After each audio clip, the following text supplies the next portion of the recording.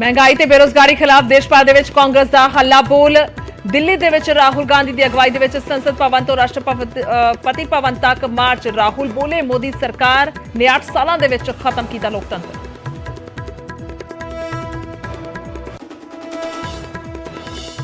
ਸਰਾਵਾਂ ਤੇ ਟੈਕਸ ਮਾਮਲੇ ਤੇ ਕੇਂਦਰ ਦਾ ਸਪਸ਼ਟੀਕਰਨ। ਐਸਜੀਪੀਸੀ ਦੀਆਂ ਸਰਾਵਾਂ ਤੇ ਵੱਖ ਤੋਂ ਨਹੀਂ ਲਗਾਇਆ ਗਿਆ ਕੋਈ ਟੈਕਸ, ਨਹੀਂ ਭੇਜਿਆ ਗਿਆ ਕੋਈ ਨੋਟਿਸ।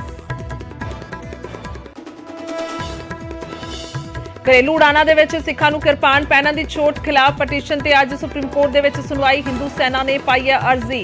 ਕਿਰਪਾਨ ਵਾਲੀ ਛੋਟ ਨੂੰ ਜਹਾਜ਼ ਦੇ ਵਿੱਚ ਮੌਜੂਦ ਬਾਕੀ ਮੁਸਾਫਰਾਂ ਲਈ ਦੱਸਿਆ ਖਤਰਾ। ਲਗਾਤਾਰ ਧਮਕੀਆਂ ਤੋਂ ਬਾਅਦ ਮੁਕਤਸਰ ਦੇ ਵਿੱਚ ਮੂਸੇਵਾਲਾ ਦੇ ਕਰੀਬੀ ਦੀ ਰੇਕੀ। ਘਰ ਦੇ ਬਾਹਰ ਦਿਖਿਆ ਨਕਾਬਪੋਸ਼ ਸ਼ੱਕੀ। ਸ਼ਿਕਾਇਤ ਤੋਂ ਬਾਅਦ ਪੁਲਿਸ ਨੇ ਵਧਾਈ ਸੁਰੱਖਿਆ। ਮੂਸੇਵਾਲਾ ਕਤਲकांड ਦੇ ਵਿੱਚ ਇਸਤੇਮਾਲ ਬੋਲੈਰੋ ਨੂੰ ਲੈ ਕੇ ਵੱਡਾ ਖੁਲਾਸਾ। ਫਤਿਹਪੁਰ ਤੋਂ ਫਰਵਰੀ ਮਹੀਨੇ ਦੇ ਵਿੱਚ ਖਰੀਦੀ ਗਈ ਸੀ ਬੋਲੈਰੋ। ਰਾਜਸਥਾਨ ਦੇ ਗੈਂਗਸਟਰ ਰੋਹਿਤ ਗੋਦਾਰਾ ਨੇ ਖਰੀਦੀ ਸੀ ਗੱਡੀ। 15 ਅਗਸਤ ਤੋਂ ਪਹਿਲਾਂ ਹਰਿਆਣਾ ਦੇ ਵਿੱਚ ਵੱਡੀ ਸਾਜ਼ਿਸ਼ ਨਾਕਾਮ। ਕੁਰੂਕਸ਼ੇਤਰ ਦੇ ਵਿੱਚ ਹਾਈਵੇ ਕੰਢੇ ਟਾਈਮਰ ਦੇ ਨਾਲ ਮਿਲਿਆ 1.5 ਕਿਲੋ ਆਰਡੀਐਕਸ। ਤਰਨਤਾਰਨ ਦੇ ਸ਼ਖਸ ਦੀ ਨਿਸ਼ਾਨਦੇਹੀ ਤੇ ਐਸਟੀਐਫ ਨੇ ਡਿਫਿਊਜ਼ ਕੀਤਾ ਵਿਸਫੋਟਕ। ਪੰਜਾਬ ਦੇ ਸਰਹੱਦੀ ਇਲਾਕਿਆਂ ਦੇ ਵਿੱਚ ਪੁਲਿਸ ਦਾ ਵੱਡਾ ਸਰਚ ਆਪਰੇਸ਼ਨ। 7 ਜ਼ਿਲ੍ਹਿਆਂ ਦੇ ਵਿੱਚ 550 ਕਿਲੋਮੀਟਰ ਬਾਰਡਰ ਏਰੀਆ ਦੀ ਕੀਤੀ ਚੈਕਿੰਗ। ਅੱਜ ਸੰਗਰੂਰ ਦੌਰੇ ਤੇ ਮੁੱਖ ਮੰਤਰੀ ਭਗਵੰਤ ਮਾਨ। ਮਸਤੂਆਣਾ ਸਾਹਿਬ ਦੇ ਵਿੱਚ ਬਣਨ ਵਾਲੇ ਮੈਡੀਕਲ ਕਾਲਜ ਦਾ ਰੱਖਣਗੇ ਨੀਂਹ ਪੱਥਰ। ਸੂਬਾ ਪੱਧਰੀ ਵਣ ਮਹੋਤਸਵ ਦੇ ਵਿੱਚ ਹੋਣਗੇ ਸ਼ਾਮਲ। ਐਮਐਸਪੀ ਤੇ ਲੀਗਲ ਗਾਰੰਟੀ ਦੀ ਹਮਾਇਤ ਦੇ ਵਿੱਚ ਆਮ ਆਦਮੀ ਪਾਰਟੀ ਅੱਜ ਰਾਜ ਸਭਾ ਦੇ ਵਿੱਚ ਪ੍ਰਾਈਵੇਟ ਮੈਂਬਰ ਬਿੱਲ ਲਿਆਉਣਗੇ। ਰਾਘਵ ਚੱਡਾ ਕਿਸਾਨ ਲੰਬੇ ਸਮੇਂ ਤੋਂ ਐਮਐਸਪੀ ਕਾਨੂੰਨ ਦੀ ਕਰ ਰਹੇ ਮੰਗ। ਪਾਣੀ ਦੇ ਮੁੱਦੇ ਤੇ ਅੱਜ ਮੋਹਾਲੀ ਦੇ ਵਿੱਚ ਕਿਸਾਨ ਜਥੇਬੰਦੀਆਂ ਦਾ ਵੱਡਾ ਪ੍ਰਦਰਸ਼ਨ। ਰਾਜੇਵਾਲ ਦੀ ਅਗਵਾਈ ਦੇ ਵਿੱਚ 6 ਜਥੇਬੰਦੀਆਂ ਕਰਨਗੀਆਂ ਚੰਡੀਗੜ੍ਹ ਦੇ ਵੱਲ ਕੂਚ। ਹੁਣ ਪੰਜਾਬ ਦੇ ਵਿੱਚ ਵੀ ਜਾਨਵਰਾਂ 'ਚ ਲੰਪੀ ਸਕਿਨ ਬਿਮਾਰੀ ਨੇ ਵਧਾਈ ਪਰੇਸ਼ਾਨੀ। 10,000 ਤੋਂ ਵੱਧ ਜਾਨਵਰ ਚਪੇਟ ਦੇ ਵਿੱਚ, ਕਰੀਬ 300 ਦੀ ਮੌਤ। ਸਰਕਾਰ ਨੇ ਜਾਰੀ ਕੀਤਾ ਅਲਰਟ। ਪਸ਼ੂ ਪਾਲਣ ਵਿਭਾਗ ਦੇ ਮੁਲਾਜ਼ਮਾਂ ਦੀਆਂ ਛੁੱਟੀਆਂ ਵੀ ਰੱਦ। ਜਲਾਲਾਬਾਦ ਦੇ ਵਿੱਚ ਮਹਿਲਾ ਜੇਈ 25,000 ਦੀ ਰਿਸ਼ਵਤ ਲੈਂਦੇ ਰੰਗੇ ਹੱਥੀ ਕਾਬੂ। ਵਿਜੀਲੈਂਸ ਨੇ ਕੀਤਾ ਗ੍ਰਿਫਤਾਰ। ਪੰਚਾਇਤੀ ਜ਼ਮੀਨ ਤੇ ਸਰਕਾਰੀ ਸਕੀਮ ਤਹਿਤ ਬੂਟੇ ਲਾਉਣ ਦੇ ਲਈ ਲਈ ਸੀ ਰਕਮ। ਪਟਿਆਲਾ ਦੇ ਵਿੱਚ ਪੋਲੋ ਗਰਾਊਂਡ ਦੇ ਨੇੜੇ ਕਾਰ ਪਾਰਕਿੰਗ ਨੂੰ ਲੈ ਕੇ ਹੰਗਾਮਾ। ਮਹਿਲਾ ਨੇ ਗੁੱਸੇ ਦੇ ਵਿੱਚ ਨੌਜਵਾਨ ਦੇ ਜੜਿਆ ਥੱਪੜ। ਤਸਵੀਰਾਂ ਸੀਸੀਟੀਵੀ 'ਚ ਕੈਦ।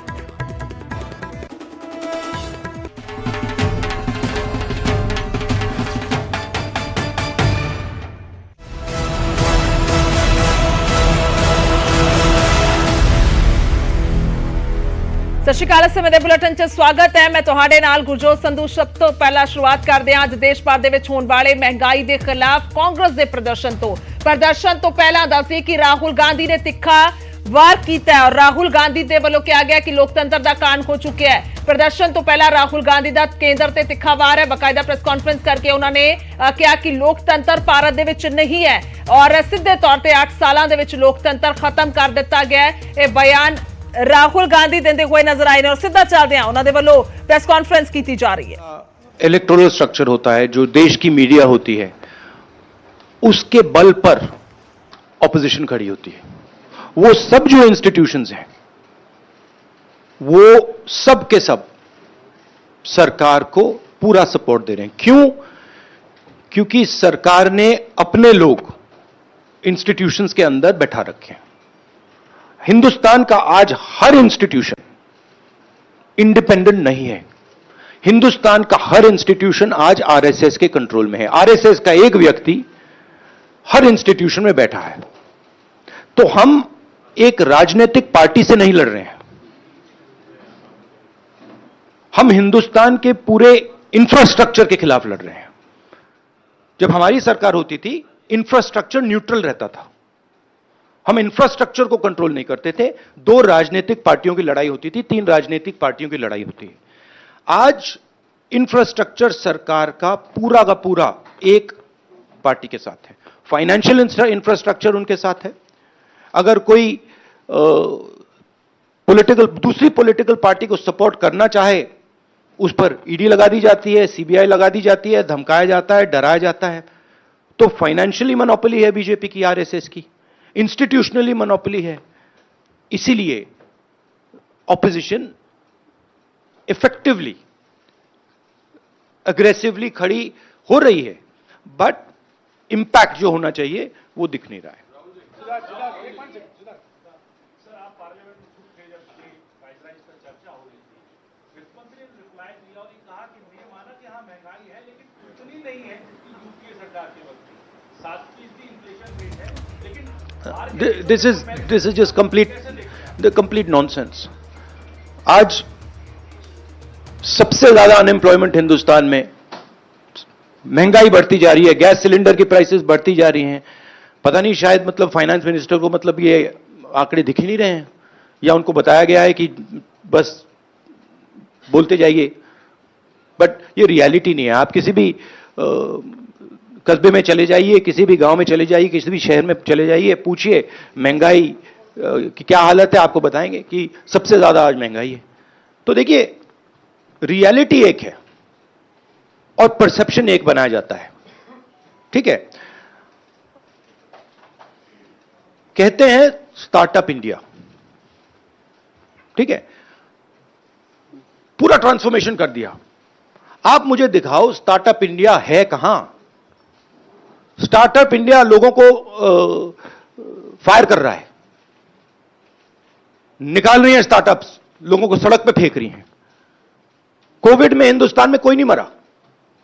हेल्थ मिनिस्टर आपको कहेंगे कि हिंदुस्तान का परफॉर्मेंस दुनिया के सब देशों से बेहतर था। यूएन आपको कह रहा है कि 5 million people have died. Hindustan की सरकार कह रही है नहीं, वो झूठ बोल रहे हैं। गुजरात में आप जाएंगे, वहां पे मतलब लाशों के ढेर लग गए थे। गंगा में आपने देखा लाखों लोग मरे, मगर नहीं, हिंदुस्तान की सरकार कहती है यह सच्चाई नहीं है। बेरोजगारी बढ़ती जा रही है, हिंदुस्तान की सरकार कहती है सच्चाई नहीं है। महंगाई बढ़ती जा रही है, हिंदुस्तान की सरकार, उनकी जो फाइनेंस मिनिस्टर हैं, कहते हैं नहीं। पूरा कम्युनिकेशन स्ट्रक्चर उनके हाथ में।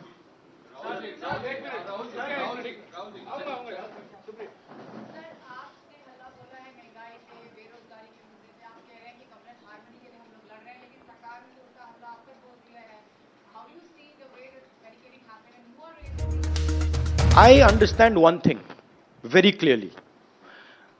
The more I raise people's issues, the more I tell the truth in front of you, the more I will be attacked by the government. It's a simple thing.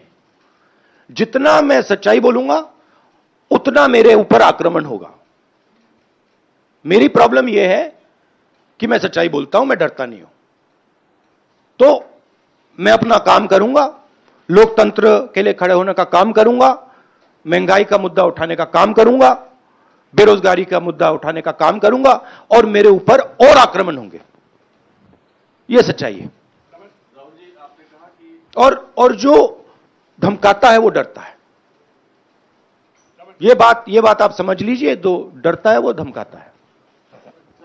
किससे डरते हैं? जो आज हिंदुस्तान की हालत है उससे डरते हैं। जो उन्होंने वायदे किए थे, जो उन्होंने पूरे नहीं किए, उससे डरते हैं। महंगाई से डरते हैं, बेरोजगारी से डरते हैं, जनता की जो शक्ति है उससे डरते हैं। क्यों डरते हैं? क्योंकि झूठ बोलते हैं। 24 घंटा ये लोग झूठ बोलते हैं। बेरोजगारी नहीं है, प्राइस राइज नहीं है, चाइना नहीं आया। राजनीतिक दल को डराने की कोशिश सरकार के द्वारा होती है, वो डराने की कोशिश तो आपको, सोनिया जी को, कांग्रेस पार्टी को भी हो रही है। उस डर को किस तरीके से मुकाबला करेंगे? डर है ही नहीं, मुकाबला करने की क्या जरूरत है ही नहीं डर। किस चीज से डरना? डर नहीं। राहुल जी, लगातार कहा जा रहा है कि महंगाई बहाना है, दरअसल आप लोग का निशाना ईडी है। और दूसरा, एक तरफ जहां आप लोग बाहर सड़कों पर उतरे हुए, संसद के भीतर एक तस्वीर देखी गई जहां पर, जिसकी शिकायत भी आपने स्पीकर से की, सोनिया गांधी के साथ स्मृति ईरानी जिस तरह से पेश आई, उसको लेकर आपने शिकायत की। तो उस पर आपकी क्या टिप्पणी देखिए, एक बात मैं आपसे कहना चाहता हूं, मैंने पहले भी कह दिया। मैं इस बात को समझता हूं कि जितना भी मैं जनता की इश्यूज को उठाऊंगा, जितनी भी महंगाई की बात करूंगा, अनएम्प्लॉयमेंट की बात करूंगा, कम्युनल हार्मनी की बात करूंगा, उतना मेरे ऊपर आक्रमण होगा। और मुझे अच्छा लगता है क्योंकि मैं आक्रमण से सीखता हूं। तो जितना भी ये मेरे ऊपर आक्रमण करेंगे, मुझे फायदा होता है। I get great joy when my political opponents attack me. They are not able to understand this. I get great happiness. अंदर से मुझे बहुत खुशी होती है। क्यों? क्योंकि मुझे अपने जो आइडियाज हैं, अपनी जो सोच है, अपनी जो विचारधारा है, वो और समझ आती है। मुझे बैटलफील्ड जो है वो और समझ आती है। लड़ाई क्यों हो रही है मुझे वो समझ आता है, और उससे मुझे बहुत बहुत खुशी होती है।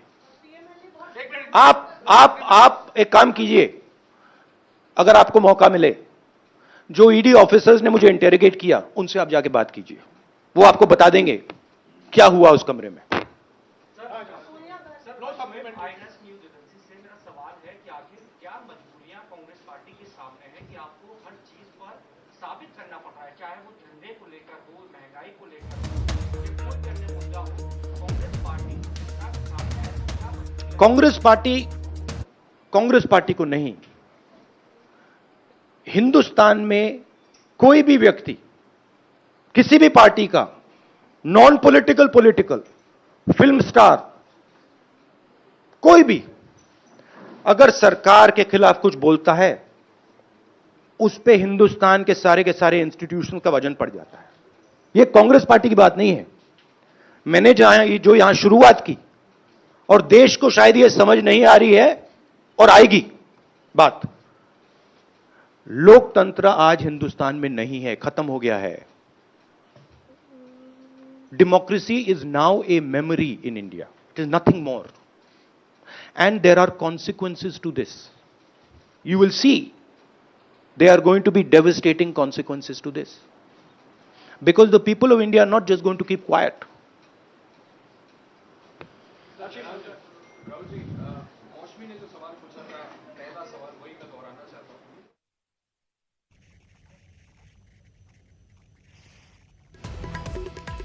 ਸੋ ਰਾਹੁਲ ਗਾਂਧੀ ਦੇ ਵੱਲੋਂ ਦਿੱਲੀ ਦੇ ਵਿੱਚ ਪ੍ਰੈਸ ਕਾਨਫਰੰਸ ਕੀਤੀ ਜਾ ਰਹੀ ਹੈ ਤੇ ਕਿਹਾ ਜਾ ਰਿਹਾ ਹੈ ਕਿ ਤਾਨਾਸ਼ਾਹ ਰਵੱਈਆ ਹੈ ਔਰ ਨਾਲ ਹੀ ਲੋਕਤੰਤਰ ਦਾ ਪੂਰੀ ਤਰ੍ਹਾਂ ਦੇ ਨਾਲ ਖਾਤਮਾ ਹੋ ਚੁੱਕਿਆ। ਤਾਂ ਇਸ ਵੇਲੇ ਸਿਰਫ ਤੇ ਸਿਰਫ ਤਾਨਾਸ਼ਾਹੀ ਨਜ਼ਰ ਆਉਂਦੀ ਹੈ। ਮਹਿੰਗਾਈ ਦਾ ਜ਼ਿਕਰ ਕਰ ਰਹੇ ਨੇ, ਬੇਰੋਜ਼ਗਾਰੀ ਦਾ ਜ਼ਿਕਰ ਕਰ ਰਹੇ ਨੇ, ਹੋਰ ਵੱਖੋ-ਵੱਖ ਮੁੱਦਿਆਂ ਦਾ ਜ਼ਿਕਰ ਕੀਤਾ ਜਾ ਰਿਹਾ ਹੈ। ਔਰ ਈਡੀ ਦੇ ਵੱਲੋਂ ਜੋ ਇਨਕੁਆਇਰੀ ਕੀਤੀ ਗਈ ਹੈ, ਜੋ ਪੁੱਛਗਿੱਛ ਕੀਤੀ ਗਈ ਹੈ, ਤਾਂ ਉਸ ਨੂੰ ਲੈ ਕੇ ਵੀ ਉਹਨਾਂ ਨੇ ਕਿਹਾ ਕਿ ਉਹਨਾਂ ਨੂੰ ਉਸ ਪੁੱਛਗਿੱਛ ਦੇ ਵਿੱਚ ਖੁਸ਼ੀ ਮਿਲਦੀ ਹੈ, ਕਿਉਂਕਿ ਇਸ ਦੇ ਵਿੱਚ ਉਹਨਾਂ ਦੀ ਵਿਚਾਰਧਾਰਾ ਜਿਹੜੀ ਹੈ ਉੱਭਰ ਕੇ ਆਉਂਦੀ ਹੈ। ਸੋ ਪ੍ਰਦਰਸ਼ਨ ਕੀਤੇ ਜਾਣੇ ਨੇ, ਅੱਜ ਦੇਸ਼ ਭਰ ਦੇ ਵਿੱਚ ਵੱਡੇ ਪੱਧਰ ਤੇ ਪ੍ਰਦਰਸ਼ਨ ਹੋਣੇ ਨੇ ਔਰ ਕੇਂਦਰ ਸਰਕਾਰ ਦੇ ਖਿਲਾਫ ਇਹ ਪ੍ਰਦਰਸ਼ਨ ਹੋਣੇ ਨੇ। ਬੇਰੋਜ਼ਗਾਰੀ ਦਾ ਮੁੱਦਾ, ਮਹਿੰਗਾਈ ਦਾ ਮੁੱਦਾ, ਤਾਂ ਹੋਰ ਬਾਕੀ ਮੁੱਦੇ, ਲੋਕਾਂ ਦੇ ਨਾਲ ਜੁੜੇ ਹੋਏ ਸਾਰੇ ਮੁੱਦੇ ਜਿਹੜੇ ਨੇ ਇਸ ਪ੍ਰਦਰਸ਼ਨ ਦੇ ਵਿੱਚ ਚੁੱਕੇ ਜਾਣਗੇ।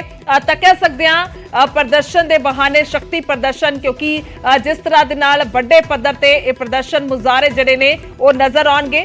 ਤਾਂ ਦੇਸ਼ ਭਰ ਦੇ ਵਿੱਚ ਅੱਜ ਮੁਜ਼ਾਹਰੇ ਹੋਣੇ ਨੇ ਔਰ ਖਾਸ ਤੌਰ ਤੇ ਦੱਸ ਦਈਏ ਕਿ ਵੱਖੋ-ਵੱਖ ਥਾਈਂ ਇਹ ਪ੍ਰਦਰਸ਼ਨ ਅੱਜ ਵੱਡੇ ਪੱਧਰ ਤੇ ਨਜ਼ਰ ਆ ਸਕਦੇ ਨੇ। ਮਹਿੰਗਾਈ ਦੇ ਖਿਲਾਫ ਹਾਲਾ ਬੋਲਿਆ ਜਾਣਾ ਹੈ।